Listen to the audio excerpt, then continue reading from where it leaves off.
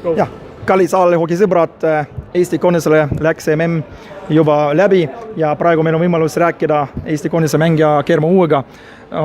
Kõigepealt, missugune sinu tunne, kui sina praegu koju lähed? Kas see on nagu kena tunne, et me tegime väga kena tööd või et me saavutasime ainult 10. koha? Mis on sinu muljed selle kohta?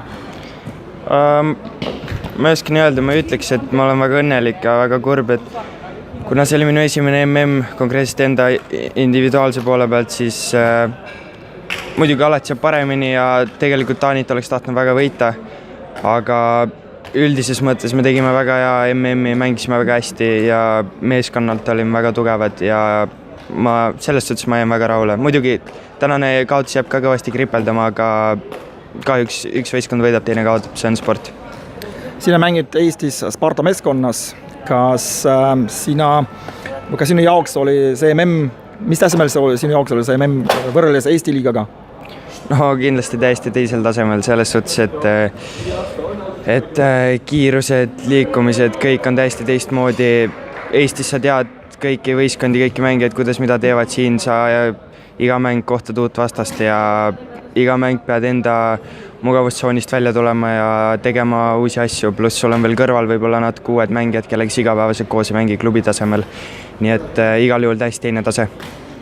Missugused on sinu eesmärgid üldse, mida sa tahad saalihokis saavutada? Kas tahad vist välismaale proovida või lihtsalt selle heal tasemel mängida, kas tahad sinna jõuda?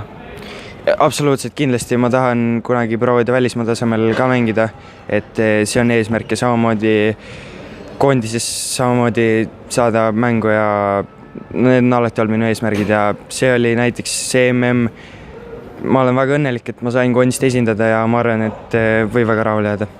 Ja lõpuks palun mitu sõnu meie fännidele, kes mitte ainult siin kaasa elasid, vaid ka Eestis muidugi. Absoluutselt, väga suur aitäh kõikidele Eesti saalike fännidele, kes YouTube'i vahendusel elasid kaasa ja on kirjutanud, kommenteerinud, pilte pannud ja eriti suur tänu nendele, kes siia kohale sõitsid ja elasid kaasa, sellest tohutu abi oli. Väga lõbus oli mängida enda fännide eest, sest eriti siin väikses hallis oli kohati just kui tunne, nagu mängiks kodusaalis, mitte üldse siin Tšehhis. Aitäh sulle ja eduka tulevikus. Aitäh. Ciao. Aitäh.